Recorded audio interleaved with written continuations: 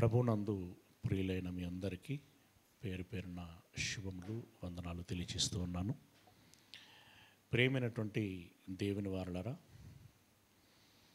ఈరోజు మనం ధ్యానించేటువంటి అంశము నేడు నిన్ను కని ఉన్నాను. నేడు నిన్ను కని ఉన్నాను. ప్రియమైనటువంటి దేవుని వారలారా,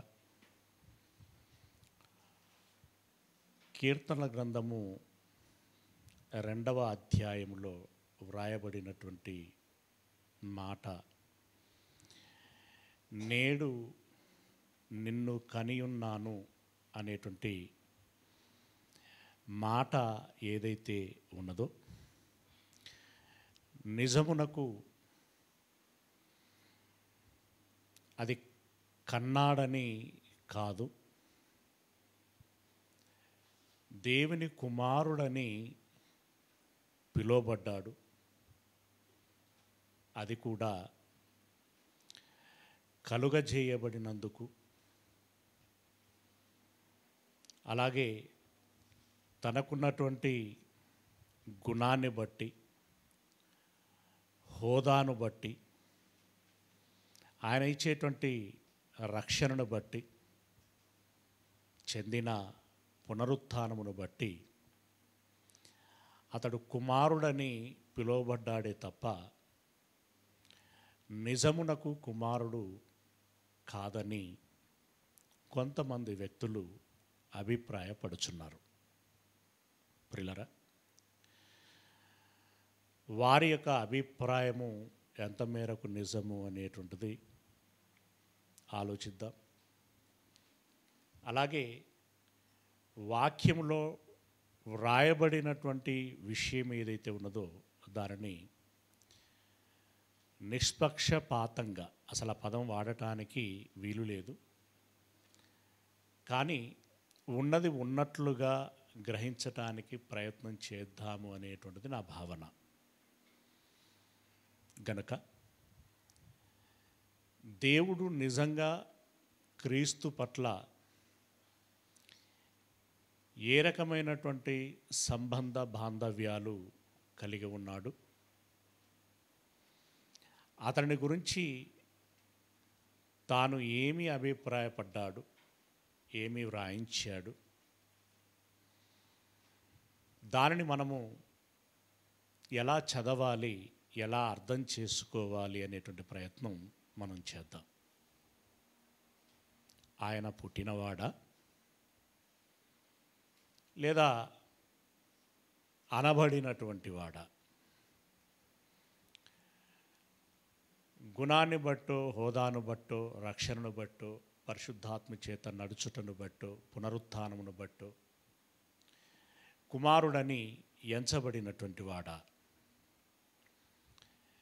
దీన్ని మనం ఒకసారి కీర్తనల గ్రంథము 2వ అధ్యాయము, కీర్తనల గ్రంథము 2వ అధ్యాయము 6-7 వచనాలను మనం చదువుకున్నట్లయితే, కీర్తనల గ్రంథము 2వ అధ్యాయము 6-7 వచనాలు. నేను నా పరిశుద్ధ పర్వతమైన సియోను మీద నా రాజును ఆసీనుడిగా చేసి ఉన్నాను. నా రాజును ఆసీనునిగా చేసి ఉన్నాను.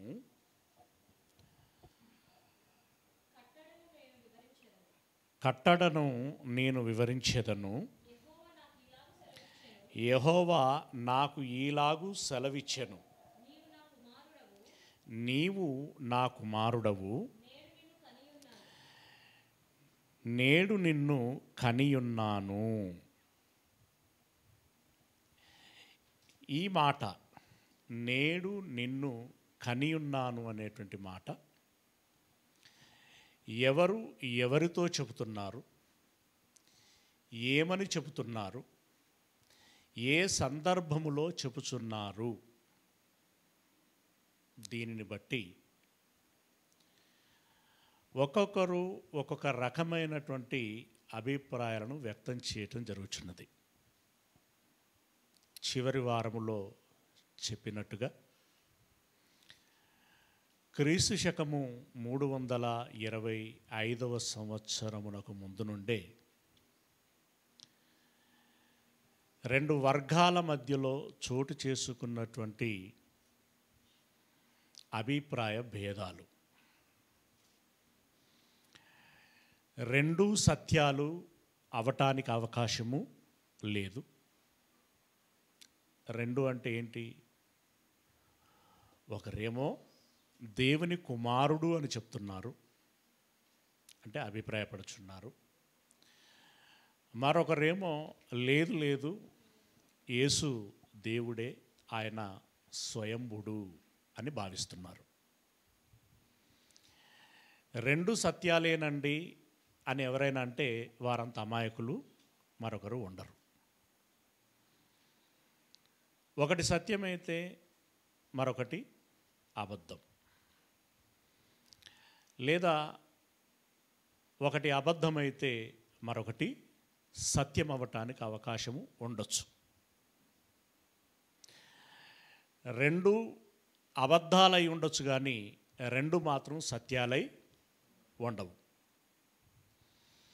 ఇప్పుడు మనం ఏం చేయాలి? ఈ రెండు వర్గాలలో ఏ వర్గం వారితో మనం ఏకీభవించాలి? మీ ఆప్షన్. మామూలుగా సాధారణంగా ఇదిగో ఒకరు ఒక అభిప్రాయం, దేవుని కుమారుడు అని, మరొకరు మరో అభిప్రాయం, లేదు స్వయంభుడు అని. ఇప్పుడు మనము దేనితో ఏకీభవించాలి? ఎవరి అభిప్రాయముతో ఏకీభవించాలి? ఏమండి? ఒక ప్లేన్ మైండెడ్గా మనము ఎవరి అభిప్రాయంతో ఏకీభవించకూడదు. మరి ఎలా ఒక అభిప్రాయంలోనికి రావాలి అని అన్నప్పుడు, వాక్యము ఏదైతే చెప్పుచున్నదో దానిని బట్టి మనము సత్యమును గ్రహించగలగాలి, దాన్ని స్వీకరించగలగాలి. అది మనసులో పెట్టుకొని ఆ రకంగా ముందుకు వెళ్ళేటువంటి ప్రయత్నము చేయాలి. దీనికి బైబిల్లో అనేక సందర్భాలలో అనేక రకాలైనటువంటి ఉదాహరణలు మనకు కనబడుతూ ఉంటాయి. సమరయ స్త్రీకి ఒక సందేహం ఉండేది, మీ అందరికీ తెలిసిందే. ఏంటి ఆ సందేహం అంటే, మా సమరయులు చెప్తారు కొండల మీద ఆరాధించాలి అని, మీ యూదులు చెప్తారు దేవాలయంలో ఆరాధించాలి అని. ఇప్పుడు యేసు ప్రభుల వారిని అడిగింది, ఇందులో ఏది నిజము అని. ఇప్పుడు ఆయన ఏం చెప్పాలి? ఈ రెండిట్లో ఏదో ఒక దాంతో ఏకీభవించాలి కదా. ఏకీభవించాలా లేదా? అవునమ్మా, మీ సమరయులు చెప్పేదే నిజం అని ఆ మాట అన్నా అనాలి. లేదు లేదు, మీ సమరయులకి తెలియదు, మా యూదులు చెప్తున్నటువంటిదే నిజం, ఆ ప్రకారంగానే ఆరాధించాలి అని చెప్పి ఆ మాటతోనైనా ఏకీభవించాలి.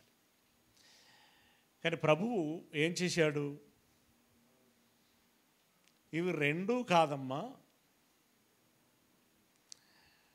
దేవుణ్ణి ఆరాధించేటువంటి వారు, దేవుడు ఆత్మ గనక సత్యముతోనూ ఆత్మతోనూ ఆరాధించాలి, ఆ కాలము వచ్చుచున్నది అన్నాడు. అంటే ఇప్పుడు ఒకటో అభిప్రాయం పోయింది, రెండో అభిప్రాయం పోయింది, చివరికి ఏమైంది? మూడవ విషయం ఒకటి బయటికి చెప్పబడింది, సత్యం. ప్రియమైనటువంటి దేవుని వారలారా, మొదటి శతాబ్దంలో ఇలాంటి గందరగోళాలు ఏమీ లేవు. శిష్యుల విషయంలో, శిష్యులకి వాక్యం విషయంలో, సత్యం విషయంలో, దేవుడి విషయంలో, యేసు ప్రభుల వారి విషయంలో కన్ఫ్యూజన్స్ ఏమీ లేవు. చక్కని క్లారిటీతో ఉన్నారు. వారు సువార్తను ప్రకటించారు. వారు సువార్తను ప్రకటించిన తర్వాత అంగీకరించేటువంటి వారు అంగీకరించారు. అది చాలా విప్లవాత్మకంగా ఒక ప్రభంజనం సృష్టిస్తూ ముందుకు సాగుచున్నది. క్రీస్తు యేసుల వారిని గురించి పౌలు గారు ప్రకటించటం ప్రారంభించిన తర్వాత శరవేగంగా క్రీస్తును గురించినటువంటి వార్త ప్రపంచంలోనికి దూసుకెళ్ళింది. అనేక దేశాలు, పట్టణాలు, గ్రామాలు ఆయన సంచరిస్తూ పరలోక రాజ్యము సమీపించి ఉన్నది, మీరు మారు మనస్సు పొందండి అని చెప్తూ వస్తున్నాడు. చక్కగా సువార్త చెప్పాడు. చక్కగా అనేకులు దాన్ని అంగీకరించారు. అనేకులు రక్షణలోనికి వచ్చారు. అనేక సంఘాలు కట్టబడ్డాయి. ఆ తరుణములో పౌలు మీద ఈర్ష్యతోటో ద్వేషంతోటో లేదా ధర్మశాస్త్రం పట్ల వారికి ఉన్నటువంటి అభిమానాన్ని బట్టో, అంటే మోషే గారి ధర్మశాస్త్రం అభిమానాన్ని బట్టో, లేదా వారి పెద్దలు ఏర్పాటు చేసినటువంటి ఆచారాలు, సాంప్రదాయాలు ఏవైతే ఉన్నాయో వాటి పట్ల ఉన్నటువంటి గౌరవాన్ని బట్టో వారు ఏం చేశారు అనంటే, పౌలు గారు ప్రకటించిన ప్రతి చోటికి వెళ్ళి, పౌలు ఎక్స్ అంటే వీళ్ళు వై అని చెప్పి రావటం, అంటే పౌలు గారు చెప్పినటువంటి ప్రతి విషయానికి భిన్నమైనటువంటి విషయాన్ని వాళ్ళు చెప్తూ వచ్చారు.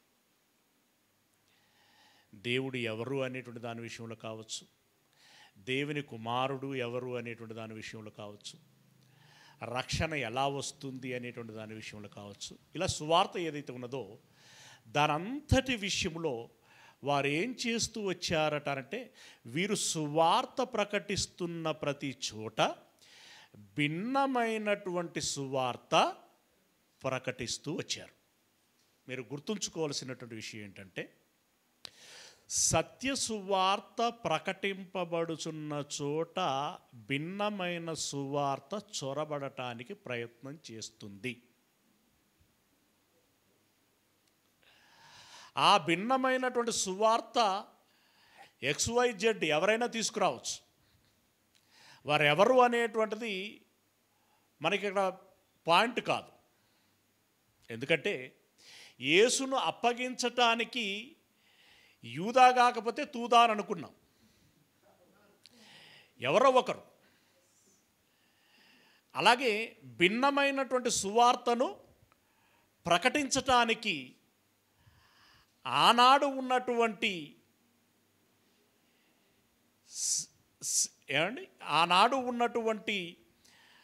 ఆ కాన్స్టాంటినోపుల్ ఏ సమూహము బలపరిచినటువంటి దానితో ఏకీభవించాడో, అరేనియస్కి భిన్నముగా ఎవరైతే ఒక అభిప్రాయాన్ని వ్యక్తం చేశారో, అలా వ్యక్తం చేయటానికి ఆనాడు మొదలుకొని ఈనాడు వరకు ఎవరో ఒకరు వాడబడటానికి అవకాశము ఉంటుంది. ఎందుకంటే సాతాను తనదైనటువంటి శైలిలో ఏర్పరచబడినటువంటి వారిని సహితం మోసపుచ్చుతుంది.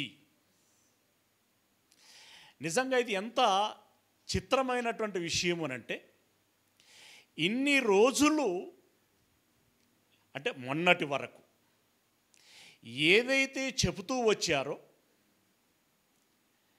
ఏదైతే డాక్టరీన్ అన్నారో, సిద్ధాంతము అని అన్నారో, సత్యము అని అన్నారో,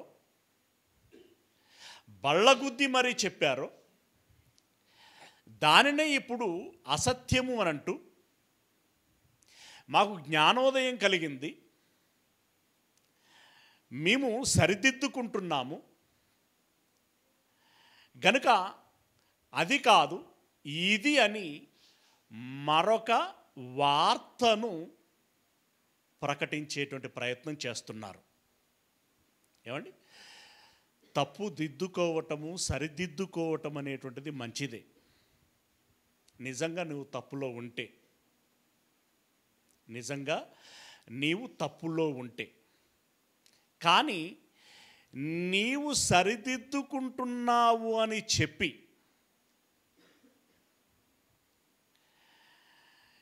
క్రీస్తును చిన్న చేస్తున్నారు అందరూ అని అంటూ క్రీస్తు పట్ల నీ అభిప్రాయమును, నీ అభిమానమును వ్యక్తం చేసుకుంటూ క్రీస్తును కన్నటువంటి తండ్రిని అవమానపరుస్తున్నావు అనేటువంటి విషయాన్ని నువ్వు జ్ఞాపకం చేసుకుంటే మంచిది. ఏమండి, భిన్నమైనటువంటి సువార్త లోకములో చాటబడుచున్నది గనుక మొదటి శతాబ్దం నుండి ఈ ఆనవాయితీ ఉండనే ఉన్నది. ఆశ్చర్యపడాల్సినటువంటి అవసరం లేదు. మరి ఏం చేయాలి? అసత్యమునకు ఎదురొడ్డుచు, పోరాడుచు, సత్యమును మన హృదయములో ప్రతిష్ఠించుకొని ఆ సత్యమును అనుసరించి జీవిస్తూ, బోధిస్తూ, సత్యస్థాపన చేసి ఆ సత్యం అనేటువంటి జెండాను నిలబెట్టి ఆ సత్యమును బలపరిచి సాధ్యమైనంత మేరకి ఎల్లడలా చాటటానికి మనం ప్రయత్నం చేయాలి.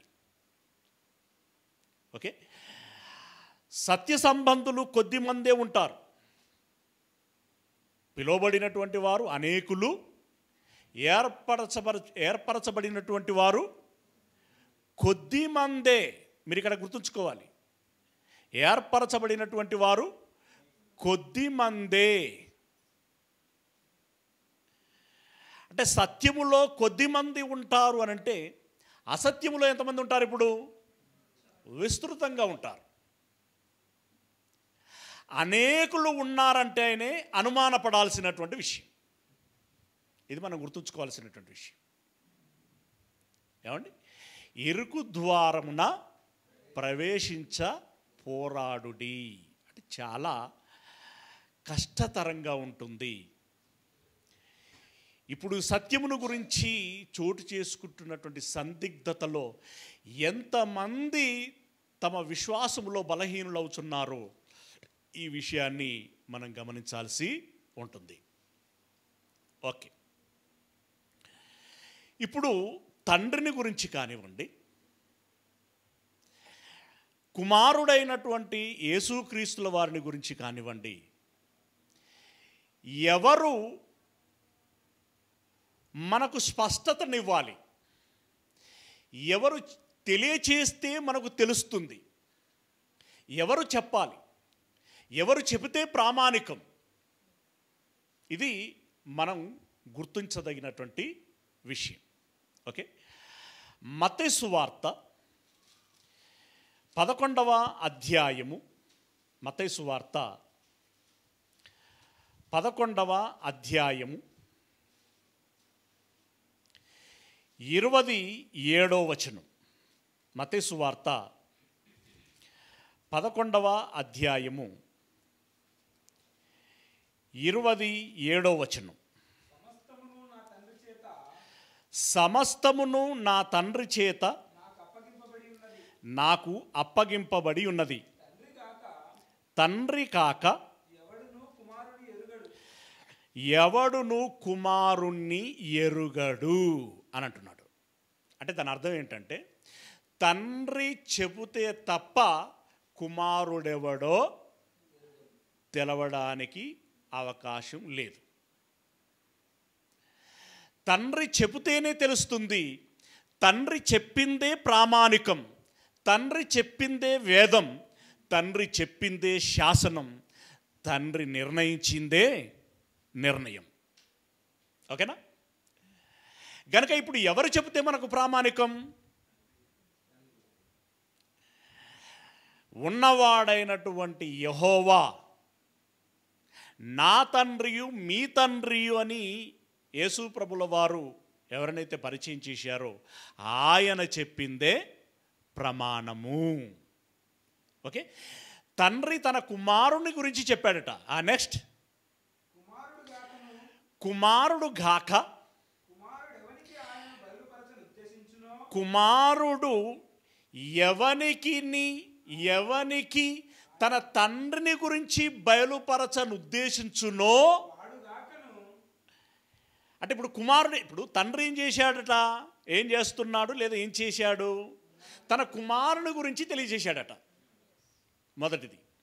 రెండవది ఏంటట, కుమారుడు తన తండ్రిని గురించి తెలియజేస్తున్నాడట. అంటే ఒకరిని గురించి ఒకరు పరిచయం చేసుకుంటున్నారు, ఇంట్రడ్యూస్. వాళ్ళ ఎంత లవ్లీ అండర్స్టాండింగ్ అండి కదా.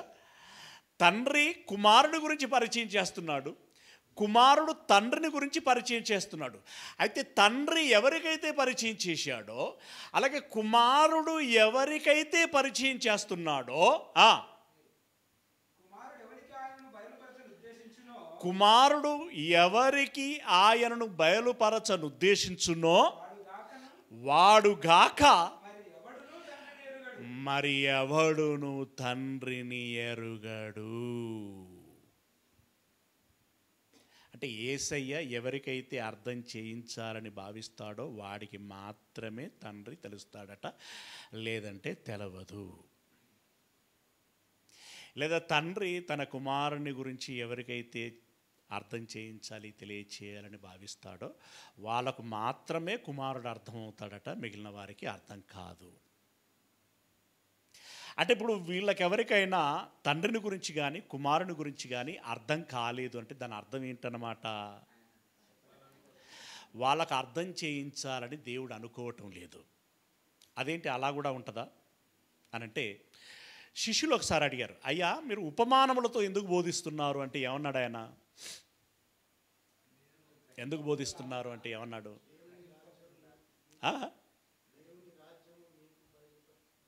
ఏమండి, పిల్లలైనటువంటి మీకే దేవుడు దాన్ని అనుగ్రహించాలని భావించాడు, వారికి అర్థం కాకుండా లాగున బోధిస్తున్నాడు అని చెప్పాడు. అదేంటి ఎందుకట్లా అనంటే, వారికి చెవులుండియు వినరు, కనులుండియు చూడరు, ఆలోచించరు,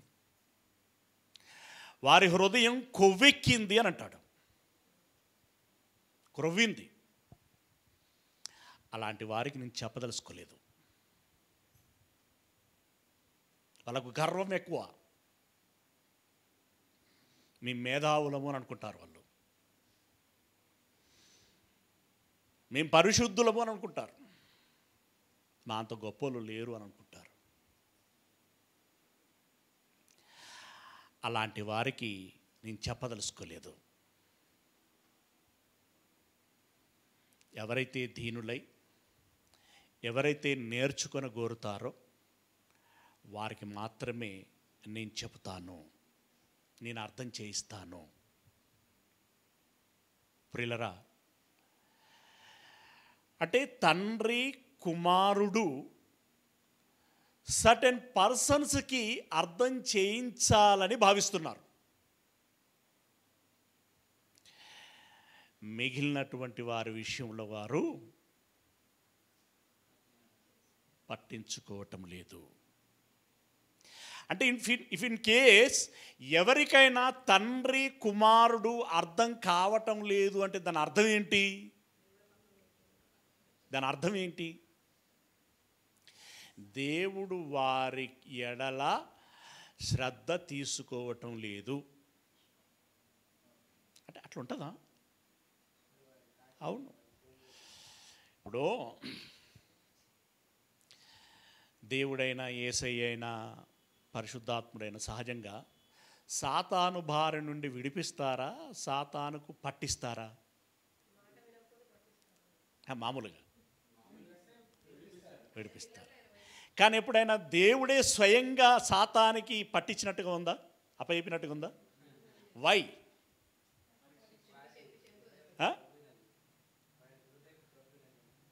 ఏమండి, ఎంత చెప్పినా వారు దాన్నే ఇష్టపడుచున్నారు కాబట్టి, ప్రేమిస్తున్నారు కాబట్టి, దాని మాట వింటున్నారు కాబట్టి, పోన్రా ఇక నాశనం కాండి, మీ సావు అంటే మామూలుగా రఫ్గా చెప్పాలంటే అదే కదా, మీ సావు మీరు సావండి అని వారిని దేవుడే అప్పగిస్తున్నాడు.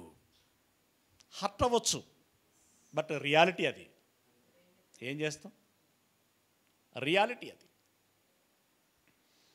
ప్రియులరా, చక్కగా తండ్రి కుమారులు ఒకరిని ఒకరు పరిచయం చేసుకుంటున్నారు. Okay, right. మనం క్రిందటి వారమే చెప్పుకున్నాం. ఏమని చెప్పుకున్నాం? ఇది ఆదరబాదరగా చదివేసుకొని చెప్పేసుకొని పోతే అర్థమయ్యేటువంటి విషయము కాదు. ఎందుకంటే గందరగోళ పరిచేవారు ఉన్నారు. వాళ్ళు లేకపోతే మామూలుగానే అర్థమవుతుంది. అది గందరగోళ పరిచేటువంటి వారు ఉన్నారు, కలిపి చెరిపెడి వారు ఉన్నారు.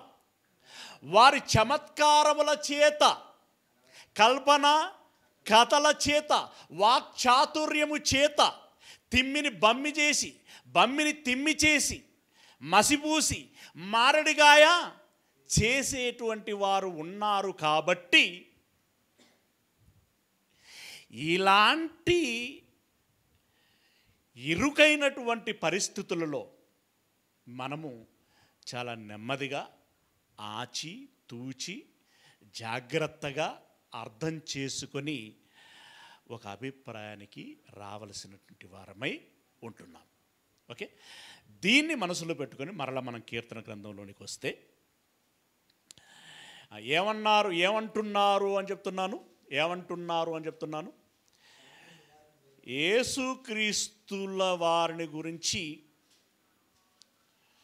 సరే కుమారుడైన దేవుడు కూడా కాదు అనేటువంటి వాళ్ళు ఉన్నారు. ఇప్పుడు ఆ సంగతిని కాసేపు అలా ఉంచుదాం. కానీ అసలు కుమారుడే కాదు, ఆయన స్వయంభుడు అని చెప్పడానికి ఎంత తంటాలు పడుతున్నారంటే, వాళ్ళ బాధ అంతా ఇంత కాదండి, జాలిపడాలి మనం. ఎందుకంటే అంత శ్రమిస్తున్నారు వాళ్ళు. ఎందుకు అంతగా శ్రమించాల్సి వస్తుంది? లేని దాన్ని ఉన్నట్టుగా చూపెట్టాలంటే మరి అంత కష్టమే కదా. ప్రియులరా, పుట్టినందుకైతే కుమారుడు అనకూడదు అన్నట్టుగానే మాట్లాడుతున్నారు. ఇప్పుడు ఇందులో వీళ్ళు సెట్ చేసిన పాయింట్లలో ఏమేమిటంటే, సృజించినందుకు కుమారుడట, సృజించబడినందుకు, ఓకే, జ్ఞానము పొందినందుకు కుమారుడట, హోదాను పొందినందుకు కుమారుడట, రక్షించినందుకు కుమారుడు, ఏమండి, పరిశుద్ధాత్మ చేత నడిపించబడినందుకు కుమారుడు, పునరుత్థానము చెందినందుకు కుమారుడు. ఇన్ని పాయింట్లు ఉన్నాయి ఇందులో. మేబీ ఇవి 5 6 ఉన్నట్టున్నాయి. ఓకే, కానీ ఇందులో జన్మించినందుకు కుమారుడు అనేటువంటి పాయింట్ లేదు. ఎంత మిస్లీడ్ అంటే, అసలు అటువైపు నువ్వు దృష్టి పెట్టకుండా ఏమార్చేటువంటి ప్రయత్నం చేస్తున్నారు. కనీసం ఆలోచించకుండా అందులో ఈ పాయింటే చేర్చలేదు అంటే దాని అర్థం ఏంటి? ఇప్పుడు మనం కుమారుడని ఎలా అనుకోవాలి? పుట్టినందుక, సృజించినందుక, జ్ఞానం పొందినందుక, రక్షించినందుక, హోదా పొందినందుక, పునరుత్థానం చెందినందుక అని ఇట్లా అన్నీ అందులో ఆలోచింపజేస్తే ఇట్స్ ఓకే. అసలు జన్మించినందుకు అనేటువంటి పాయింటే ఎగరగొట్టేసి ఇవన్నీ ముందర పెట్టి ఇందులో ఒక ఆప్షన్ ఎంచుకోండి, ఇందులో ఒకటా లేకుంటే అన్నా. ఎంత బాగా చెప్పారంటే, ఒకటి కాదు వీటన్నిటిని బట్టి అతడు కుమారుడు అనబడ్డాడు. సృజించబడినందుకు కుమారుడు అనబడ్డాడు, జ్ఞానం పొందినందుకు కుమారుడు అనబడ్డాడు, రక్షించినందుకు కుమారుడు అనబడ్డాడు, హోదాను అంటే రాజుగా హోదాను పొందినందుకు కుమారుడు అనబడ్డాడు, గుణాన్ని బట్టి కుమారుడు అనబడ్డాడు, చనిపోయి సమాధి చేయబడి పునరుత్థానం చెందినందుకు కుమారుడనబడ్డాడు. అనబడ్డాడా?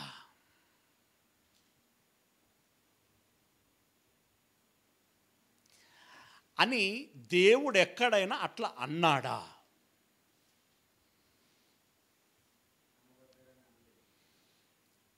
ఒరే, నువ్వు గుణాన్ని పొందుకున్నావు కాబట్టి నా కుమారుడవు అనబడుచున్నావు, పునరుత్థానం చెందావు కాబట్టి నా కుమారుడవని అనబడుచున్నావు అని అన్నాడా? ఒకవేళ అన్నటువంటి సందర్భాలు ఉన్నాయని కాసేపు అనుకుంటే, జన్మించినందుకు కుమారుడు అని ఎక్కడ అనలేదా? జన్మించినందుకు కుమారుడు అని ఎక్కడ అనలేదా? సాధారణంగా వీళ్ళు ఎంత బాగా చెప్పగలుగుతున్నారు అనంటే, ఇప్పుడు మనుషులముగా మనకు పిల్లలు ఉంటారు. నా కుమారుడు నా కుమార్తె అని చెప్పుకుంటాం. వీళ్ళు స్వయంగా పిల్లలేనట, కుమారులేనట, కుమార్తెలేనట. ఇక్కడ అనబడటం ఏమీ లేదు. మనకు స్వయంగా కుమారులు ఉన్నారట, కానీ దేవునికి మాత్రం ఉండటానికి అవకాశం లేదట స్వయంగా. ఓకే ఓకే ఇప్పుడు కుమారులు ఉన్నారు నాకు. ఈ కుమారులు ఒక ఉన్నత చదువు చదివి ఒక డిస్టింక్షన్ లేదా ఒక గోల్డ్ మెడల్ సాధించినప్పుడు ఆ కుమారులను బట్టి గర్వపడుతూ, నా బిడ్డవి అనిపించుకున్నావురా, నా కొడుకువి అనిపించుకున్నావు అంటే ఇప్పుడు దాని అర్థం ఏంటి? గోల్డ్ మెడల్ సాధించినందుకు కొడుకయిందా? ఆల్రెడీ జన్మించినందుకు కొడుకయిందా? జాగ్రత్తగా చెప్పాలి. జన్మించినందుకు కొడుకేదా? మరి ఇప్పుడు కుమారుడవు నా కొడుకు అనిపించుకున్నావు అన్న మాట అంతర్లీనం ఏంటి? మాట్లాడతాం మనం మామూలుగా. దాని అంతర్లీనం ఏంటి? ప్రౌడ్గా ఫీల్ అవుతున్నాడు, అంతే కదా. నా కుమారుడు ఇది సాధించాడన్నందుకు గర్వపడుచున్నాడు. ఓకేనా? ఎవరన్నా చాలా క్లోజ్డ్గా ఉన్నటువంటి పర్సన్స్ మాట్లాడుతూ ఉంటే,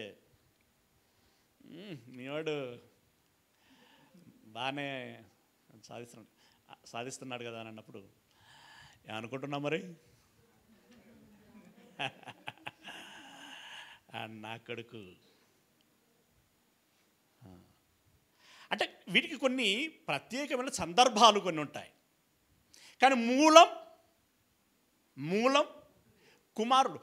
మూలము కుమారుడైనప్పుడే ఇలాంటి వాటిని అనడానికి ఎక్కువగా స్వతంత్రం ఉంటుంది. ఓకే, కానటువంటి స్వతహాగా పిల్లలు కానటువంటి వారి విషయంలో కూడా చదువులను బట్టో, రకరకాలైనటువంటి కళలను బట్టో, రకరకాలైన నేపథ్యాలను బట్టో నా కొడుకు లాంటోడు, ఈ విషయంలో అతను నాకు జన్మనిచ్చాడు, ఈ విషయంలో నాకు బ్రతుకునిచ్చాడు అని చెప్పుకునే సందర్భంలో రిలేషన్స్ని కలుపుకుంటూ ఉంటారు అక్కడ.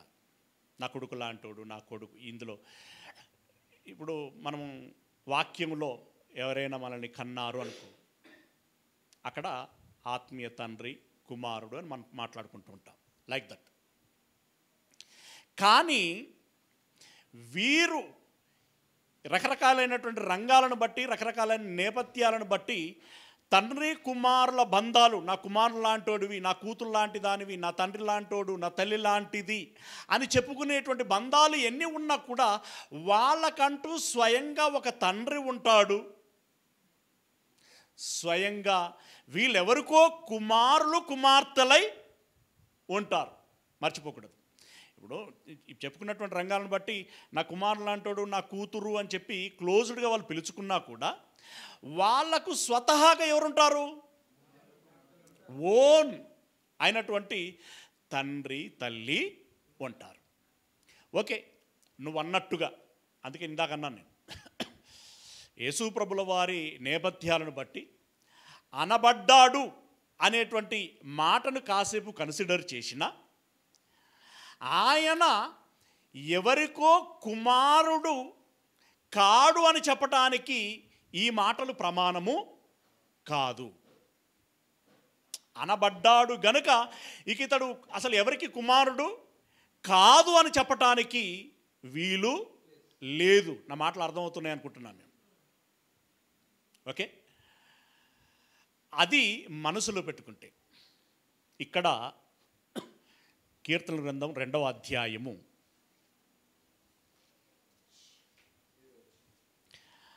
7వ వచనము. కట్టడలను నేను వివరించేదను, యెహోవా నాకు ఈలాగు సెలవిచ్చెను, నీవు నా కుమారుడవు, నేడు నిన్ను కనియున్నాను. ఎవరన్నారు? ఎవరితో అన్నారు? మీకు అర్థమైంది చెప్పండి. అక్కడ ఈ మాట ఎవరన్నారు, ఎవరితో అన్నారు?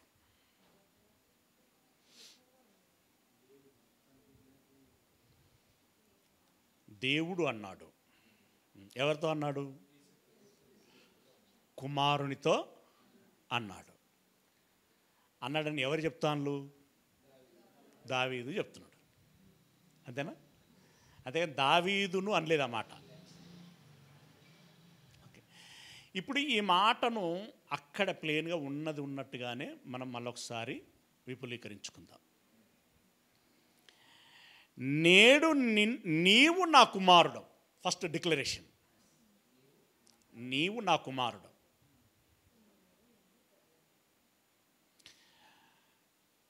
ఇందులో నీవు నా కుమారుడు అంటే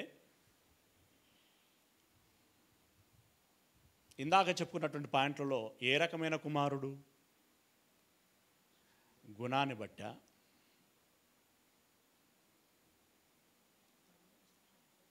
హోదాను బట్టా, పరిశుద్ధాత్మ చేత నడుచుటను బట్టా, పునరుత్థానాన్ని బట్టా, దేని బట్టి?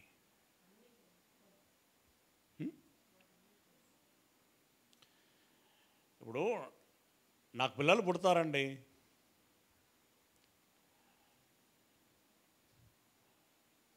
సర్టెన్ పర్సన్స్కి పిల్లలు పుడతారు. పుట్టేటప్పుడు వాడు మంచోడై ఉండొచ్చుగాక, చెడ్డవాడై ఉండొచ్చుగాక. పుట్టేటప్పుడు అంటే వాడు పెరిగిన తర్వాత. ఫర్ ఎగ్జాంపుల్ చెప్తున్నాను నేను. అంటే వాడికి ఇంకా అప్పటికి గుణాలను ఆపాదించడానికి లేదు. జన్మించినప్పుడు, ఇప్పుడు మనుషుల గురించి మనం ఆలోచిస్తే, పిల్లలు పుడుతున్నారు కదా, పుట్టినప్పుడు ఇప్పుడు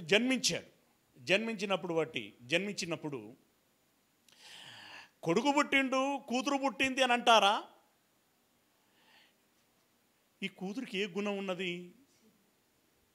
ఏ గుణాన్ని బట్ట ఇప్పుడు ఈ కూతురు రేపొద్దున కలెక్టర్ అవుతుందా, లేకుంటే రేపొద్దున ఈమె ఏమవుతుంది, దాన్ని బట్టి ఆ కూతురు అని అందాం అని అప్పుడు ఆలోచనలు చేస్తూ ఉంటారా? అప్పటిదాకా వేచి చూద్దాం అని అంటారా? ఏమండి, ఎవరైనా అయి ఉండొచ్చుగాక. అంటే ఎవరైనా అంటే ఈ హోదాలు ఏవైతే చెప్పారో, ఈ డిగ్రీలు ఏవైతే ఇచ్చారో, వాటిలో ఏదైనా అయి ఉండొచ్చుగాక, అవ్వకపోవచ్చుగాక. బట్ కూతురు ఈజ్ కూతురు, సన్ ఈజ్ సన్. అది తర్వాత వచ్చాడు కదా. డిగ్రీలు తర్వాత, డిగ్రీలు అంటున్నారు, టైటిల్ అంటున్నారు, ఏవేవో అంటున్నారు. ఓకే, అవి ఏవైనా అయి ఉండొచ్చు కాక, బట్ కుమారుడు కుమారుడే. అంతేనా? ఇన్ కేస్ కూతురు అయితే కూతురే. ఇక్కడ నీవు నా కుమారుడవు, ఫలాని డిగ్రీ ఉన్నందుకు నా కుమారుడవు అన్నాడా? వెరీ ఫెయిర్గా ఆ సెంటెన్స్ వరకే ఆలోచిద్దామని చెప్పాను నేను. వెరీ ఫెయిర్గా, నీవు నా కుమారుడవు. రెండవ మాట ఏమన్నాడు కింద? నేడు నిన్ను కనియున్నాను.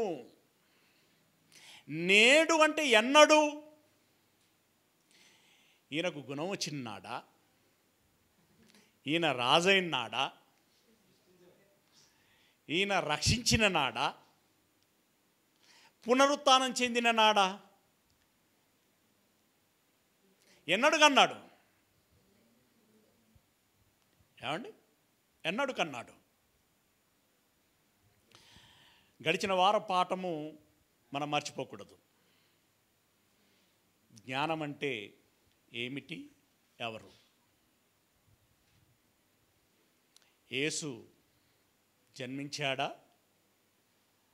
జన్మిస్తే ఎప్పుడు జన్మించాడు? వాక్యం అంటే ఏమిటి, ఎవరు? వాక్యం ఎలా దేవుడై ఉన్నాడు? ఇవన్నీ మనం ఆలకించాం. ఎప్పుడు కూడా ఇప్పుడు మనం ఇది ఒక సిరీస్ అని మాట్లాడుకున్నాం. ఒక సండేకి వస్తున్నామంటే గత సిరీస్ అంతా ఏంటి అని చెప్పి మళ్ళొకసారి మీరు ఏదైనా మీదైనా కోడ్లో టైటిల్స్ పెట్టుకొని, సబ్ టైటిల్స్ పెట్టుకొని రిమైండ్ చేసుకొని రావాలి. అప్పుడు సీక్వెన్సీ ఈజీగా సాగుతూ ఉంటుంది. ఓకే, అది మనసులో పెట్టుకుంటే అందులో మనకేం తెలియంది? జ్ఞానం అనగా అబ్సల్యూట్లీ యేసుక్రీస్తు. ఆయన అనాది కాలములో ఏర్పాటు చేయబడినటువంటి వాడు, జన్మించినటువంటి వాడు, దేవుని కుమారుడు, ప్రధాన శిల్పి. వాక్యం అనగా యేసు. ఆ యేసు శరీరధారిగా 2000 సంవత్సరాల క్రితం వచ్చాడు. రాకమునుపు ఆదియందు దేవుని యొద్ద ఉన్నాడు. కలిగి ఉన్నది ఏది ఆయన లేకుండా కలుగలేదు. దేవుని ఆదియందు ఆయన ఉన్నాడు. వాక్యాన్ని గురించి మాట్లాడుతున్నాను. ఆదియందు ఆయన ఉన్నాడు. ఆయన దేవుని యొద్ద ఉన్నాడు. దేవునిలో నుండి రాకమునుపు దేవుడై ఉన్నాడు. Very clear. ఇప్పుడు దేవునిలో నుండి వచ్చినటువంటి వారిని ఏమంటారు? నాలో నుండి వచ్చినటువంటి వారిని ఏమంటారు? ఒక వ్యక్తిలో నుండి వచ్చినటువంటి వారిని ఏమంటారు? కొడుకులు కాదండి, బామ్మారదంటే బాగుంటుంది. నువ్వు పెట్టుకో ఒకటి, ఎందుకంటే ఇది అంగీకరించ బుద్ధి కావట్లేదు కదా. ఇది నీకు ఎక్కడో అనీజీగా ఉంది కదా. నీకు ఆ భాష బాగుందేమో.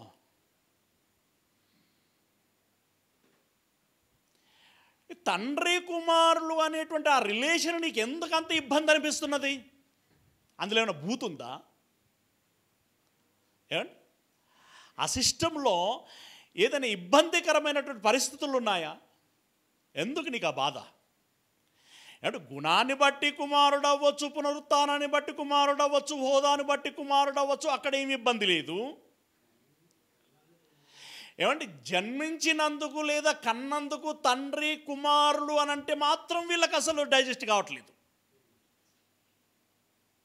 పోనీ అది లేనిదానంటే చక్కగా తండ్రే చెప్పుకుంటున్నాడు.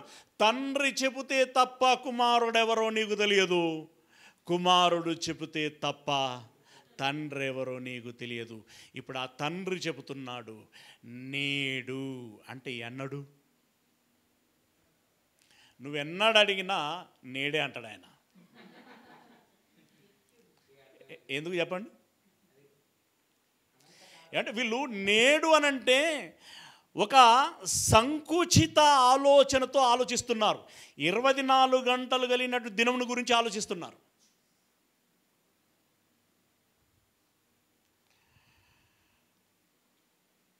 బెత్లెహేములో పుట్టినప్పుడు దేవదూతలు వచ్చి గుళ్ళలోకి చెప్తారు కదా, నేడు మీ కొరకు రక్షకుడు పుట్టి ఉన్నాడంటే ఎన్నడు? ఎస్, శరీరధారిగా వాళ్ళ భాషలో ఆ రోజే అది అక్కడ యాప్ట్ అవుతుంది. వాళ్ళ భాషకి అది అక్కడ యాప్ట్ అవుతుంది, వాడుక భాష. బట్ ఇక్కడ నేడు అనేటువంటిది ఈ భూమికి సంబంధించినటువంటి దినాలను దృష్టిలో పెట్టుకొని చెప్పినటువంటి నేడు కాదు. మొదటిది భూమే కాదు, అసలు ఈ విశ్వానికి సంబంధించినటువంటి దినాన్ని దృష్టిలో పెట్టుకొని కూడా చెప్పింది కాదు.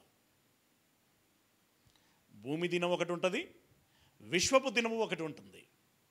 దినమే కాదు, దినములు. ఈ దినములను దృష్టిలో పెట్టుకొని చెప్పినటువంటి విషయం కాదు. మరి ఏ దినం?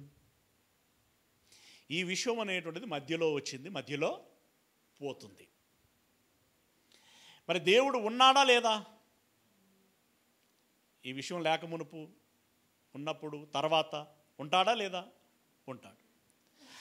ఆ దినము అంటే ఆయన ఉన్నాడు అంటే ఆయనతో పాటు కాలం ఉన్నట్టేనా? ఆయన ఉన్నాడు అంటే కాలం అనేది ఉన్నట్టేనా? ఉన్నది. ఆ కాలానికి ఆరంభం ఏంటి, అంతం ఏంటి? బట్ ఆ కాలం అనేది ఒకటి ఉంది. ఏ కాలమైతే ఉందో ఆ కాలమును దృష్టిలో పెట్టుకొని నేడు అని అంటున్నాడు. మరి అందులో పగలు రాత్రులు కూడా ఉంటాయా అండి అంటే, నీకు కావాలంటే అప్పుడు పెడతానులేండి. ఎంతసేపు పెట్టాలనుకుంటే ఎంతసేపు? నేడు అనేటువంటి ఒక శాశ్వతమైనటువంటి కాలం ఏదైతే ఉన్నదో దాన్ని దృష్టిలో పెట్టుకొని నేడు నిన్ను కనియున్నాను. ఈ వర్డ్ జెన్యూన్గా మీకు ఏం అర్థమవుతుందో చెప్పండి. తనలో నుండి భాగము వస్తేనే ఆ మాట అంటాడు కదా. అదే మనకు అర్థం చేయిస్తున్నది. కానీ ఇప్పుడు వీరు ఏం చేస్తారంటే దీని మీద ఉన్నటువంటి మాటను దీనికి తగిలిస్తారు. ఏంటది? 2వ అధ్యాయం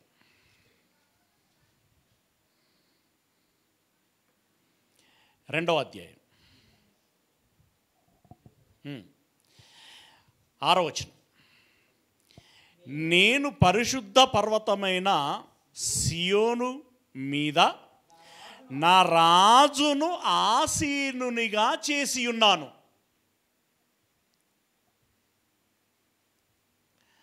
నా రాజు అంటే దేవునికి ఒక రాజు ఉన్నాడా అంటారు వీళ్ళు. ఉన్నాడు అని అనడానికి వీళ్ళకు సంకోచం ఏమీ లేదు.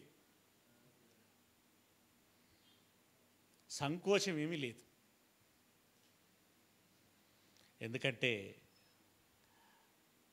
వాళ్ళ నాలుకకు ఫ్లెక్సిబిలిటీ ఉంది.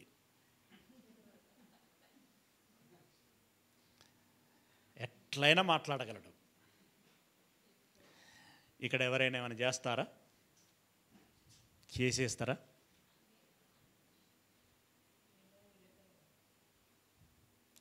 ఇప్పుడు దేవుడు ఎవరు ఎట్లా మాట్లాడుకున్నా ఏం అంటలేడు కదా, వాళ్ళ ఇష్టం.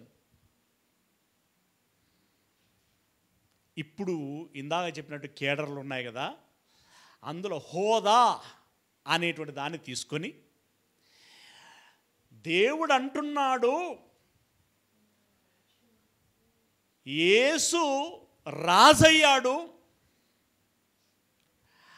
ఆ రాజు అనేటువంటి హోదాను బట్టి ఇప్పుడు నా కుమారుడవు నీవు అని అంటున్నాడు అని అంటున్నారు. మీకు అట్లే అనిపిస్తుంది అక్కడ? ఎంత సిల్లీగా మాట్లాడుతున్నారండి.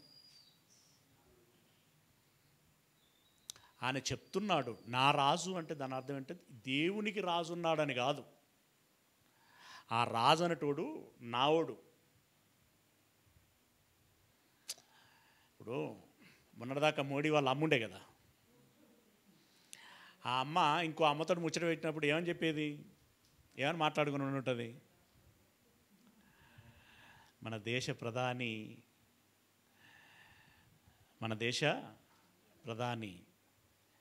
నా కొడుకే. అవునా? మన దేశ ప్రధాని నా కొడుకే అంటే ఇక్కడ జాగ్రత్తగా ఆలకించాల్సినటువంటి విషయము. సరే, ఇక్కడ ఈ లోకంలోనైతే ఆ అమ్మకు కూడా ఆయన ప్రధాని, ఈ లోకంలో ఆ అమ్మకు కూడా ఆయన ప్రధాని. ఇప్పుడు ఉదాహరణకి అప్పుడు చక్రవర్తులు ఉండేవాళ్ళు కదా, ఆ చక్రవర్తి తన కుమారుడని యువరాజుకి ఒక ప్రాంతాన్ని ఇచ్చి దీన్ని ఏలుకోరా అని అన్నాడు.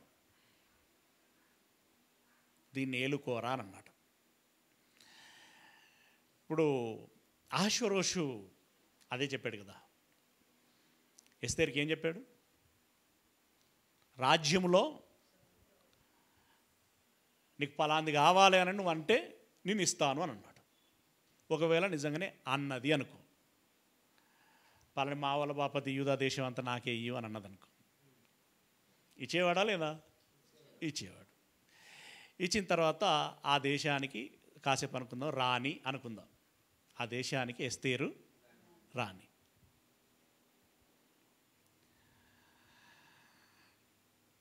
నా రాణి అని ఆయన మాట్లాడిండు అనుకో, నా రాణి అంటే ఇప్పుడు ఆయనకు రాణా, ఆ యూదులను పరిపాలించే రాణి నా రాణి అని అర్థమవుతుందా? కన్ఫ్యూజ్ అవుతున్నారా?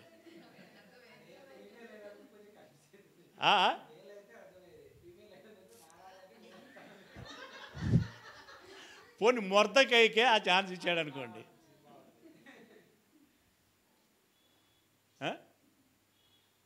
లైన్లో ఉంటే అర్థమవుతుంది, అందులో కన్ఫ్యూజింగ్ లేదు.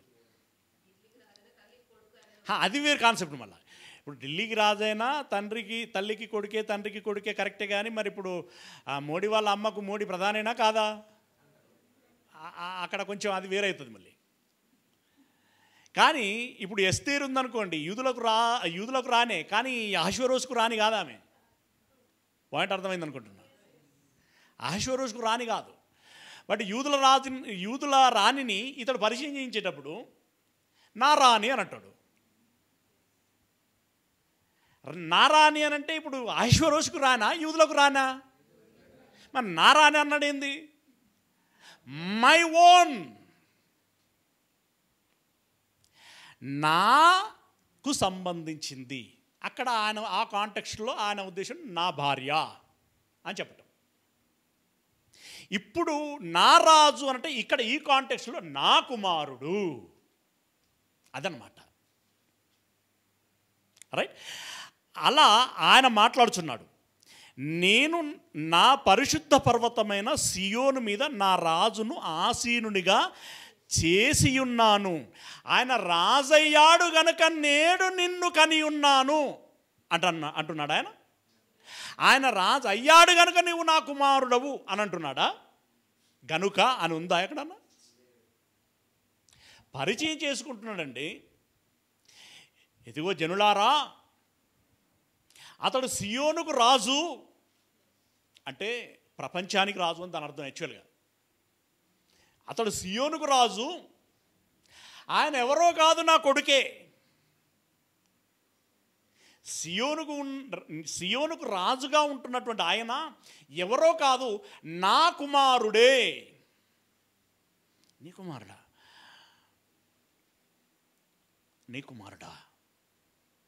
ఎస్, నా కుమారుడు. మరి ఆ కుమారుణ్ణి ఎప్పుడు కన్నాడట అనంటే ఆయన తన కుమారుడు చెప్తున్నాడు, మనకు కాదు. ఇది జాగ్రత్తగా గమనించాలి. మనకు చెప్పలే ఆ మాట. నేడు నిన్ను కని ఉన్నానంటే ఎవరికి చెప్తున్నాడు ఆ మాట? మాట్లాడండి.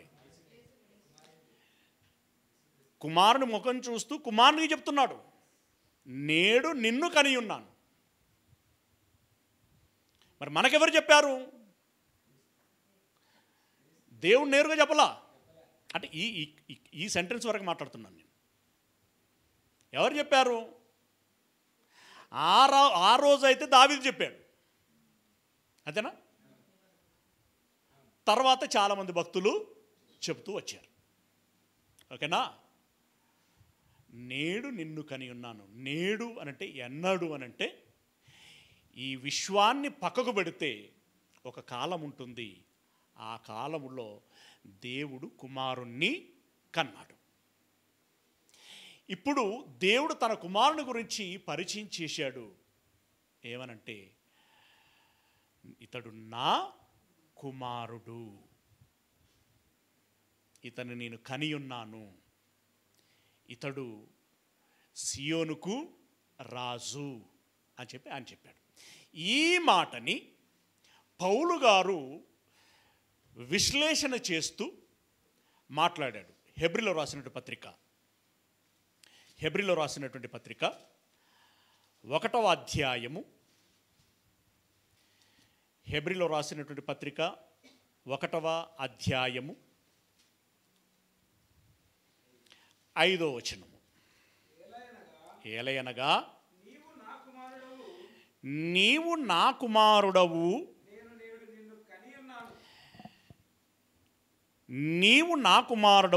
నేను నేడు నిన్ను కనియున్నాను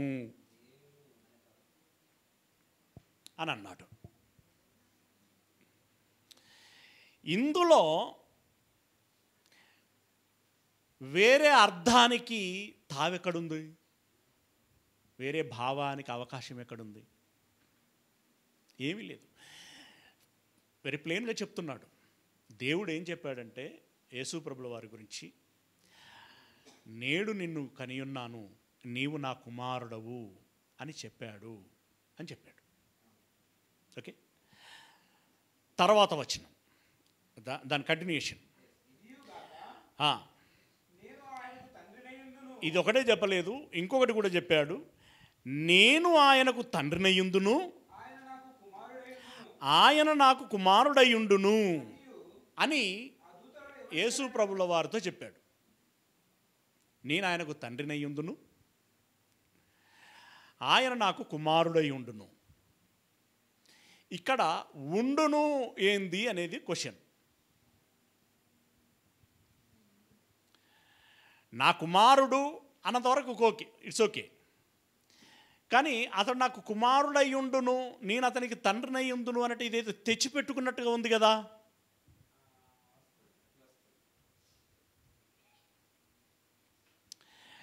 ఎందుకన్నాడు ఈ మాట? ఏ కాన్సెప్ట్లో అన్నాడు ఈ మాట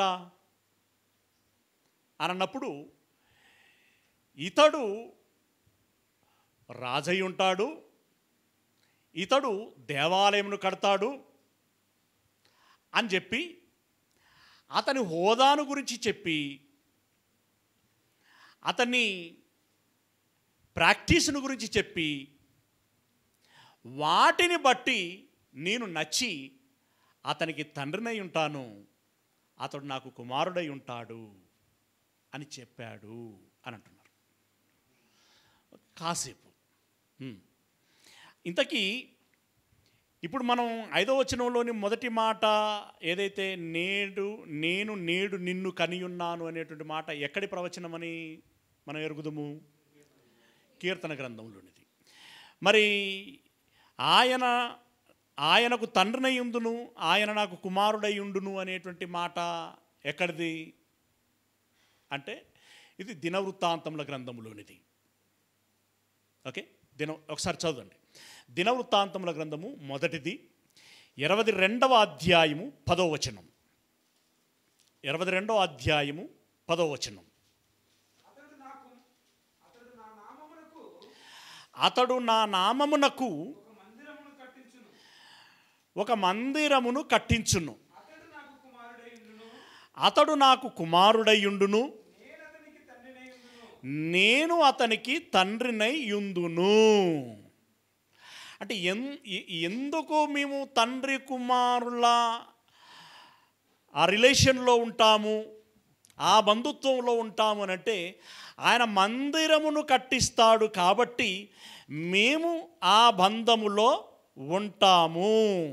ఇంకా 9వ వచనం నుండి చదువుకుంటే, నీకు పుట్టబోవు ఒక కుమారుడు సమాధానకర్తగా ఉండును, చుట్టూ ఉండు అతని శత్రువులనందరినీ నీ తోలివేసి అతనికి సమాధానము కలగజేతును. అందువలన అతనికి సొలొమోను అను పేరు పెట్టబడును. అతని దినములలో ఇశ్రాయేలీలకు సమాధానమును విశ్రాంతియు దయచేయుదును. అతడు నా నామమునకు ఒక మందిరమును కట్టించును, అతడు నాకు కుమారుడయ్యుండును, నేను అతనికి తండ్రినయ్యుందును. ఇశ్రాయేలీల మీద అతని రాజ్యము సింహాసనమును నిత్యము స్థిరపరుచుదును అన్నాడు. యాక్చువల్గా ఇది సూటిగా చెప్పుచున్నది సొలొమోను గురించి. వాస్తవానికి సుదీర్ఘకాలమునకు చెప్పుచున్నది, రాబోయేటువంటి దూరకాలానికి చెప్పుచున్నటువంటిది యేసు ప్రభుల వారి గురించి. ఏమండి, అంటే ఈ ద్వంద్వ ప్రవచనము అని అంటారు దీన్ని.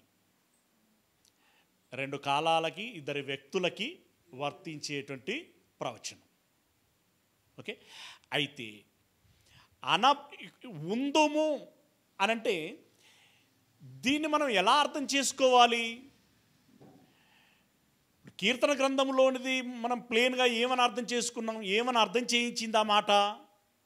యేసు ప్రభువుల వారు స్వయంగా దేవుని కుమారుడు, అందులో డౌట్ ఏం లేదు.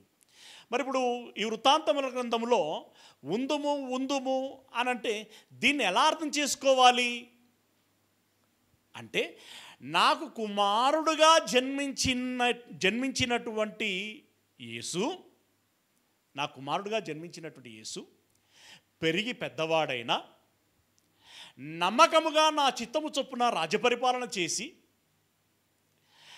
నమ్మకముగా దేవాలయ నిర్మాణమును చేసి అంత సాధించిన వాడిలో తేడా రాలేదు. మా తండ్రి కుమారుల బంధము అలాగే ఉన్నది. ఎస్, కొంతమంది పెరిగిన తర్వాత నువ్వు నాకు తండ్రి కాదు పో అనేటోడు ఉంటాడు, రకరకాల కారణాలను బట్టి. నీకు నాకు సంబంధం లేదు పో అనేటోళ్ళు ఉంటారు. కానీ మా సంబంధం అలా చెడినది కాదు. ఇప్పుడు కొంతమంది ఒక స్థాయిలోకి వచ్చిన తర్వాత ఏమొస్తుంది? గర్వం వచ్చేస్తుంది. అపవాదికి రాలా? అది ప్రధాన దూత కాస్త గర్వంతోటే కదా అపవాదిగా మారింది. ఇప్పుడు మిఖాయేలులో మార్పు రాలేదు, గబ్రియేలులో మార్పు రాలేదు, కానీ దీనిలో వచ్చింది. అయితే నా కుమారులుగా జన్మించినటువంటి వారిలో రకరకాల వ్యక్తులకు మార్పులు వచ్చాయి, కానీ నా కుమారుడైన యేసుక్రీస్తు విషయంలో మార్పు రాలేదు. జన్మతః నేను అతనికి తండ్రిని, అతడు నాకు కుమారుడు. వీడు ఇంత పెద్దయి పెరిగి ఇంత హోదాలో ఉన్నప్పటికీ వాడు నాతో అదే హెల్దీ రిలేషన్ని కొనసాగిస్తున్నాడు అని చెప్పటం ఆ మాటలోని ఉద్దేశం. నువ్వు చక్కగా ఆలోచిస్తే నీకు చక్కగా అర్థమవుతుంది. అందుకే ఆయన ఎవరికి అర్థం చేయించాలో వాళ్ళకే అర్థం చేయిస్తాడు. నాకు అలా అనిపించట్లేదు అని అంటే ఏదో తేడా జరిగింది అని దాని అర్థం. తేడా జరిగింది అని దాని అర్థం. ఏమండి, ఇప్పుడు ఇక్కడ జాగ్రత్త గమనించండి. నేను అతనికి తండ్రినై ఉండును, అతను నాకు కుమారుడై ఉండును అనంటే కొత్తగా తెచ్చిపెట్టుకుంటాము అన్నట్టుగా ఉంది అక్కడ. లేదు, జన్మతః వాడు జన్మించగానే వాడు నా కుమారుడిగా ఉన్నాడు, నేను వానికి తండ్రినిగా ఉన్నాను. అదే రిలేషను కొనసాగుచున్నది ఎక్కడ? హోదాలోకి వచ్చిన తర్వాత కూడా. అది దినవృత్తాంత గ్రంథంలో ఉన్నటువంటి మాట. ఓకేనా? రైట్. అంటే కీర్తన గ్రంథములో చెప్పినటువంటిది వెరీ క్లియర్గా అతడు నాకు కుమారుడు అని చెప్పాడు. దాన్ని పౌలు గారు హెబ్రీలకు ఉత్తరం రాస్తూ యేసు ఎవరయ్యానంటే దేవుని కుమారుడు, ఇది మన దావీదు గారి ద్వారా స్పష్టత చేయించాడు, ఓకే అని చెప్పి ఇంకా దాన్ని బలపరచటం కోసం దినవృత్తాంతముల గ్రంథాన్ని కూడా ఎత్తి అందులోని వచనాన్ని చూపెట్టడం జరిగింది. ఓకే, ఇది తర్వాత హెబ్రీ పత్రికలోనే 5వ అధ్యాయం, హెబ్రీ పత్రిక 5వ అధ్యాయము 5వ వచనం. హెబ్రీలో రాసిన పత్రిక 5వ అధ్యాయం 5వ వచనం. అటువలే క్రీస్తు కూడా ప్రధాన యాజకుడు అగుటకు తనను తానే మహిమపరుచుకొనలేదు. ఏమండి, జాగ్రత్తగా గమనించండి. ఇప్పుడు ఇక్కడ ఏమైండు? ప్రధాన యాజకుడు అయిండు. ఒక్కొక్క హోదా. ఇక్కడ ప్రధాన యాజకుడు అయిండు కాబట్టి దేవుని కుమారుడు అంటున్నారు వీళ్ళు. అసలు ఎక్కడికక్కడిగా ముక్కలు చెక్కలు చేసేసేదన్నారండి. అంటే ఇప్పుడు కీర్తన గ్రంథంలో చెప్పినటువంటి మాట నేడు నిన్ను కనియున్నాను అని, ఈ మాట ఎన్ని చోట్ల వాడుకోమని చెప్పినట్టు దేవుడు? వీళ్ళకి ఇచ్చిన స్వేచ్ఛ ఎంత, స్వతంత్రం ఎంత? అక్కడనేమో రాజైనందుకు కుమారుడు అన్నాడు అని అన్నావు, ఓకే. మరి ఇక్కడ ఎందుకు ఉన్నది మాట అంటే ఇక్కడ ప్రధాన యాజకుడైనందుకు అని అంటున్నారు. ఏంటిది?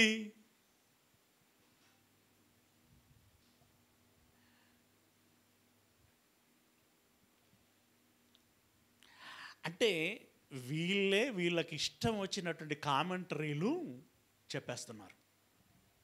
ఇక దేవుని అభిప్రాయంతో పని లేదు.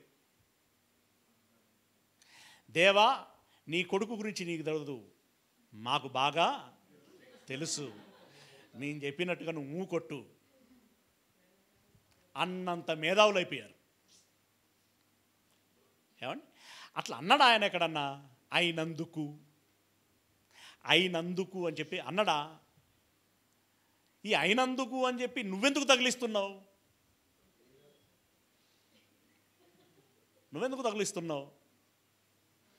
ఇప్పుడు కీర్తన గ్రంథంలో వెరీ క్లియర్గా చెప్పాడు, అతను నా కుమారుడు. ఎవరయ్యా అనంటే, ఇదిగో నా ఓడు సియోనుకు రాజు అయ్యాడు కదా, ఎవరయ్యా నీ కుమారుడు అంటే, వాడు నా కుమారుడు అని అంటున్నాడు. మళ్ళీ దీనికి కూడా వాడు అంటే నేను అన్నట్లా, దేవుడు తన కొడుకు గురించి అంటున్నాడు. అది అర్థం చేసుకోవాలి మళ్ళీ, ఓకేనా? ఎందుకంటే అన్నిటికీ ఈకలు తోకలు బాగా బీకేస్తున్నారు, లేనివి కూడా. ఆయన అన్నాడు అని చెప్పి యేసు ఎవరయ్యా అనంటే, ఇప్పుడు ఎబ్రీలలో ఉన్న పెద్ద చర్చ అదే కదా. ఎవరయ్యా అనంటే అతడు దేవుని కుమారుడు, ఇదిగో దావీదు దాన్ని వెల్లడి చేశాడు. మనకు దావీదు అంటే అభిమానమే కదా, దావీదు మన పితరుడు కదా, అతని మాటను మనం గౌరవిస్తాం కదా. ఆ కాన్సెప్ట్లో మనం ఇప్పుడు యేసును దేవుని కుమారుడని నమ్మాలి. దీనికి ఇది ఆధారం అని చెప్తున్నాడు ఆయన. అదే కాదు, ఇదిగో దినవృత్తాంతంలో గ్రంథంలో కూడా రాయబడింది, అది కూడా మనకి ఆధారమే అని చెప్తున్నాడు. అంతేనా? అని యేసుక్రీస్తుల వాడు దేవుని కుమారుడు అని చెప్పారు. మరి ఇక్కడ మళ్ళీ ఆయనే రాస్తున్నాడు. ఆయనే రాసి ఆ దేవుని కుమారుడు రాజు మాత్రమే కాదు, ప్రధాన యాజకుడు కూడా అని అంటున్నాడు. అది ఈయన ప్రధాన యాజకుడు. ఈ ప్రధాన యాజకుడు ఎవరయ్యానంటే దేవుని కుమారుడు అని చెప్పడానికి ఇదిగో అని చెప్పి మళ్ళీ మన దావీదు ఏం చెప్పాడంటే అని చెప్పి జ్ఞాపకం చేస్తున్నాడు. అంటే ఈ ముచ్చటంతా ఒకటే రోజు మాట్లాడింది అనుకునేరు మీరు. ఇది వాళ్ళ పలు సందర్భాలలో బోధించినటువంటి విషయం. అలాగే దాన్ని పాయింట్ ఆఫ్ వ్యూలో రాస్తున్నటువంటి క్రమంలో ప్రస్తావిస్తున్నాడు. Okay, right. ఏమన్నాడు? అటువలే క్రీస్తు కూడా ప్రధాన యాజకుడు ఒకటకు తన్ను తానే మహిమపరుచుకొనలేదు. ఎవరు మహిమపరిచారు అంటే వాళ్ళ డాడీ మహిమపరిచాడు అని అంటున్నాడు. అది విషయం. ఆయనను ఆయనే మహిమపరుచుకొనలేదు. మరి ఎవరు మహిమపరిచారు అంటే వాళ్ళ డాడీ. వాళ్ళ డాడీ. ఎవరా డాడీ? ఇదిగో ఈ మాట చెప్పాడే, నీవు నా కుమారుడవు, నేను నేడు నిన్ను కనియున్నాను. అది అది అది అది అది ఇంపార్టెంట్ అని ఆయనతో చెప్పిన వాడే ఆయనను మహిమపరిచెను. నా కుమారుడని ఆయన కన్న తండ్రి ఎవరైతే ఉన్నారో ఆయనయ్యా ఈయనను ప్రధాన యాజకునిగా మహిమపరిచింది అని చెప్తున్నాడు. ఎంత బాగుందండి. వీళ్ళు లేనిపోనివి మాట్లాడి లేని అనుమానాలను పుట్టించి పాపం ఈ సామాన్యులైనటువంటి వారిని చాలా గందరగోళానికి గురి చేస్తున్నారండి. ఇప్పుడు చదువురా అని ఒక అమ్మ వచ్చి, అయ్యా ఈ బస్సు ఎక్కడికి పోతుంది అని ఒక ఆయనని అడిగింది. నాంపల్లి పోతుంది అని చెప్పిండు. ఇంకొకటి వచ్చి, ఇది నాంపల్లి పోతుంది నాచారం పోతుంది అన్నాడు. బస్సు ఎక్కిన ఆమె ఇప్పుడు పెద్ద డైలమా, ఇది నాంపల్లి పోతుందా నాచారం పోతుందా?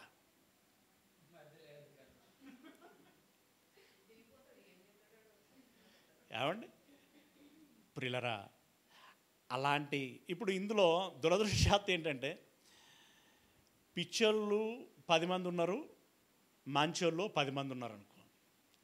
ఆ 10 మంది కొంతమంది నాచారం అంటున్నారు, కొంతమంది ఏమో నాంపల్లి అంటున్నారు. ఆవిడ ఏం చేస్తే చెప్పండి, ఈ పిచ్చోళ్ళ మధ్యలో నేను ఉండడం కంటే, ఎందుకంటే కొందరు ఈ పాట పాడతాను, కొందరు ఆ పాట పాడతాను, నేను బస్సు దిగడం ఉత్తమం అనుకుంటుంది. ఇప్పుడు విశ్వాసం అనేటువంటి బస్సులో నుండి దిగుతున్న వాళ్ళు ఎంతమందో,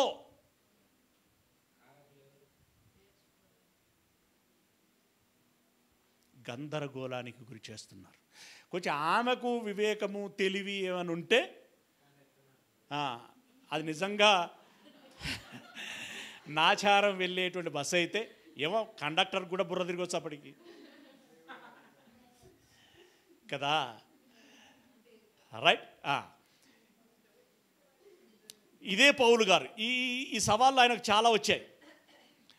అపోస్తల కార్యములు 13వ అధ్యాయము, అపోస్తలుల కార్యములు 13వ అధ్యాయము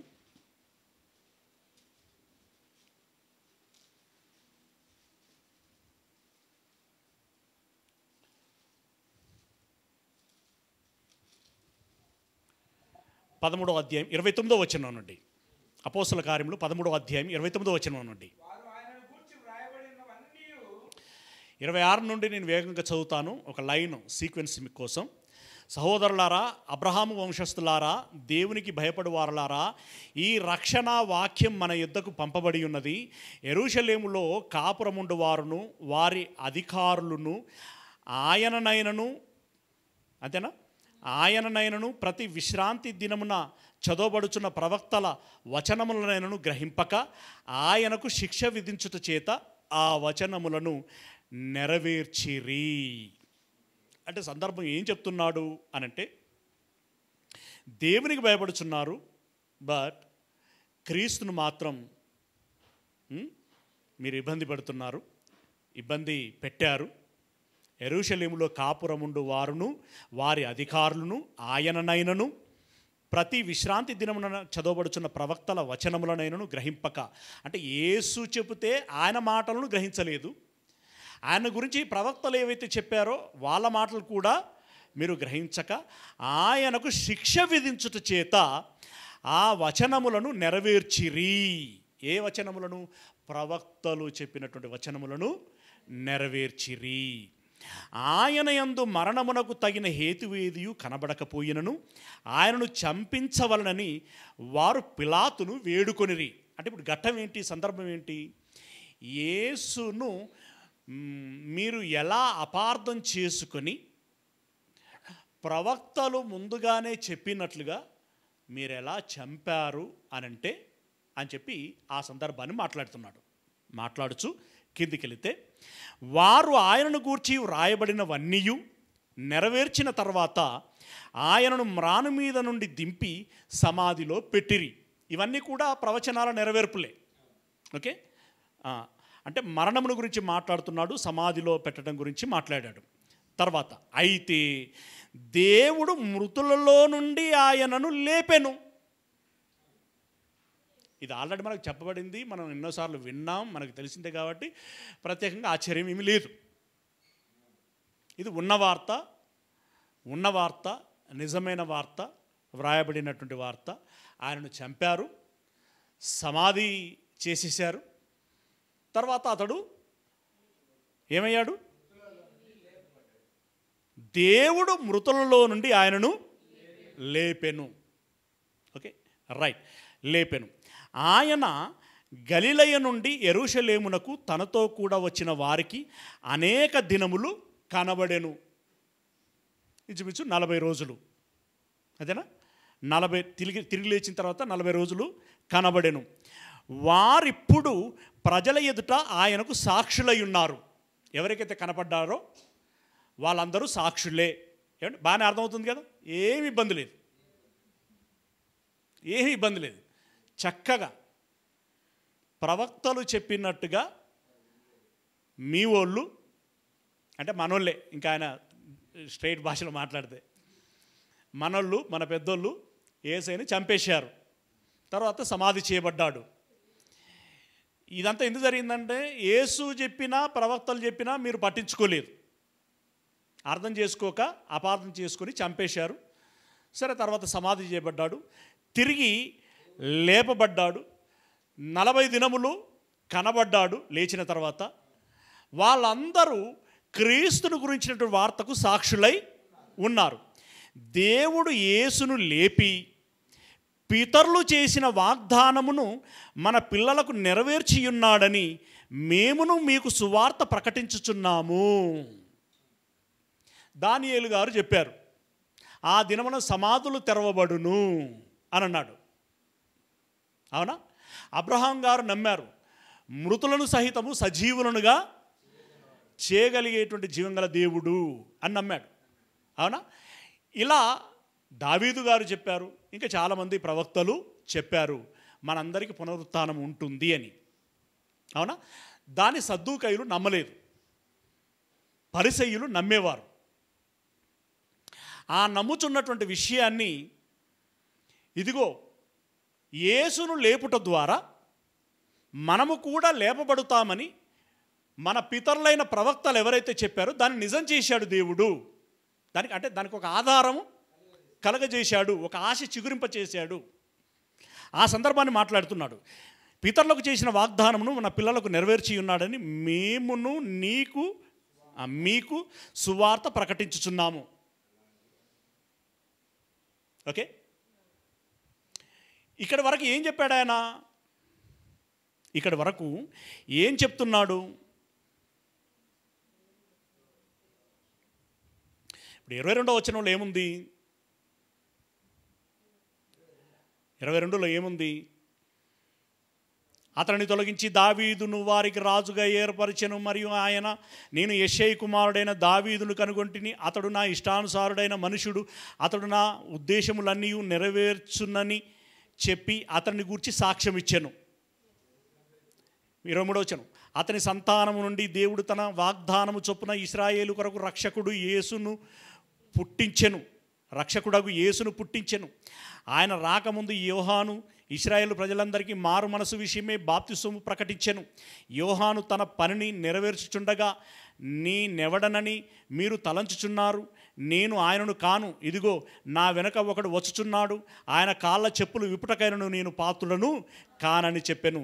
సహోదరులారా, అబ్రహాము వంశస్థులారా, దేవునికి భయపడువారులారా, ఈ రక్షణ వాక్యం మన యుద్ధకి వచ్చి ఉన్నది అని చెప్పి ఈ యెషయి కుమారుడైనటువంటి దావీదు దావీదు క్రమములో వచ్చినటువంటి యేసుక్రీస్తు ఇదిగో చంపబడ్డాడు, సమాధి చేయబడ్డాడు, తిరిగి లేపబడ్డాడు, 40 దినములు కనబడ్డాడు. దానికి అనేకులు సాక్షులుగా ఉన్నారు. దీన్ని బట్టి పితరులకు చేసినటువంటి వాగ్దానం మన పిల్లల విషయంలో నెరవేరుచున్నది అని చెప్పి చెప్తున్నాడు. సువార్తని చెప్పాడు.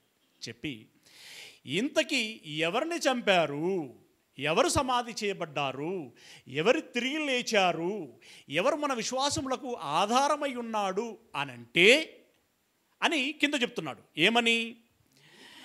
నీవు నా కుమారుడవు, నేడు నిన్ను కంటిని అని 2వ కీర్తన యందు వ్రాయబడి ఉన్నది. ఇప్పుడు ఇందులో ఈ 33లోనే ఉన్నాయి 2 విషయాలు. పునరుత్థానం గురించి 30 వచనంలో ఉంది. ఓకే, ఈ 30 నుండి 33 వరకు యేసు పునరుత్థానం చెందాడు గనుక అతడు నాకు కుమారుడయ్యాడు అని ఏమన్నా ఉందా? లేదు. అతడు పునరుత్థానం చెందాడు, అనేకులకు కనబడ్డాడు అని చెప్పాడు. అవునా? ఆయన ఎవరంటే అని పౌలు గారు అర్థం చేయిస్తున్నారు. ఆయన ఎవరు అనంటే మళ్ళీ ఈయన నోటి మాట చెప్తే అసలు యేసు స్వయంగా చెప్తేనే వాళ్ళు అర్థం చేసుకోలే, స్వీకరించలేదు. మళ్ళీ ఈయన మాటగా చెప్తే స్వీకరిస్తారా? స్వీకరించరు. గనక ఏం చేస్తున్నాడు? దావీదు చెప్పిన రెఫరెన్స్ని కోడ్ చేస్తున్నాడు. ఇప్పుడు దావీదు చెప్తే కిక్కుమన్నారు ఇక, అంతే కదా.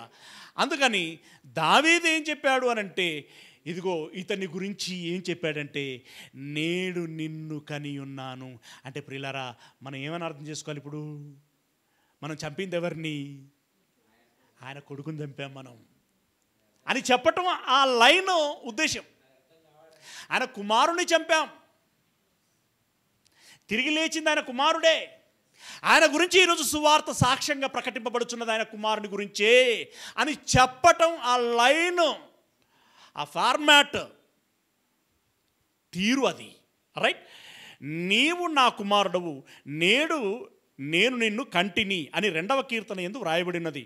మరియు ఇక కుళ్ళు పట్టకుండా ఆయనను మృతుల్లో నుండి లేపుటను బట్టి దావీదునకు అనుగ్రహించిన పవిత్రమైన వరములను మీకు అనుగ్రహించునని అవి నమ్మకములైనవని చెప్పెను. కాబట్టి వేరొక కీర్తన యందు నీ పరిశుద్ధిని కుళ్ళు పట్టనీయనని చెప్పుచున్నాడు. దావీదు దేవుని సంకల్పం చొప్పున అని చెప్పి ఇంకా మాట్లాడాడు. ఏమని? దేవుని సంకల్పము చొప్పున తన తరము వారికి సేవ చేసి నిద్రించి తన పితరుల యొద్దకు చేర్చబడి కుళ్ళిపోయాను, కానీ దేవుడు లేపిన వాడు కుళ్ళు పట్టలేదు. అంటే చంపింది ఎవరినయ్యానంటే అతని కుమారుణ్ణి, కుళ్ళు పట్టనిది ఎవరయ్యానంటే అతని కుమారుడు అని చెప్పడం ఆ సందర్భం. అంటే కుళ్ళు పట్ట అంటే అక్కడి సందర్భం ఏంటంటే పునరుత్థానము చెందగలిగాడు. అతన్ని ఎవరు లేపారు? దేవుడు లేపాడు. ఆ దేవుడు ఇతన్ని కన్నాడు అని చెప్పటం ఆ సందర్భాల యొక్క అర్థం. ఇక దీన్ని తీసుకుపోయి తిరిగేసి మరిగేసి ఉడకబెట్టి బయటపడేసి మళ్ళా నిప్పులలేసి మళ్ళా బయటేసి పెట్రోలు పోసి అగిపుల గీకి మళ్ళా మంచులేసి చేస్తూనే ఉన్నారు. తిరిగేసి మరిగేసి ఉడికిచ్చి ఉడుకుతూ ఉన్నారు. ఇక వినటోడికి యాస్ట్ వచ్చి పో, ఇక నువ్వు చెప్పుకో, నువ్వు స్వార్థ పో అన్న కాడికి వచ్చేసింది.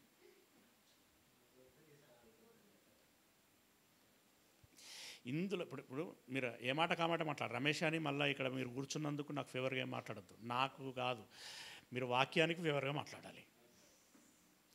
ఇప్పుడు మనం చదువుకున్న ఈ 3-4 సందర్భాలలో ఏమైనా కన్ఫ్యూజన్ ఉందా? క్లారిటీ ఉందా? వెరీ క్లారిటీగా ఉంది. ఇప్పుడు వీళ్ళేంది ఇంత కన్ఫ్యూజన్ క్రియేట్ చేస్తున్నారు? అక్కడనేమో రాజు అయినందుకు కొడుకట, ఇంకొక దగ్గరనేమో ప్రధాన యాజకుడైనందుకు కొడుకట, ఇంకొక దగ్గరనేమో మృతుల పునరుత్థానం చెందిన కొడుకట. ఆ సందర్భాలన్నిటిని ఉటంకించి ఇతడు ఎవరయ్యా అంటే దేవుని కుమారుడు అని చెప్తున్నాడు పౌలు గారు.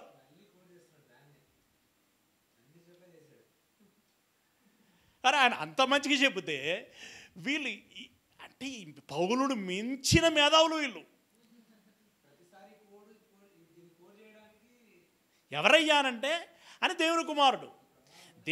యాక్చువల్గా ఏంటంటే దేవుని కుమారుడు గనుక రాజు అయ్యాడు, దేవుని కుమారుడు గనుక ప్రధాన యాజకుడు అయ్యాడు, దేవుని కుమారుడు గనుక మృతుల పునరుత్థానము చెందాడు. Very simple, very simple. చాలా ఈరోజుకి 1 అవర్ అయినట్టుంది. అయిందా? చాలా ఈరోజు అంటే సాగదీసినాయి. నాకు డౌట్ అవుతుంది, రెఫరెన్స్ తక్కువ దొరికినాను. Okay, god bless you. చాలా సంగతులు ఉన్నాయి, ఇది సిరీస్ అని చెప్పాను కదా, సాగుతుంది.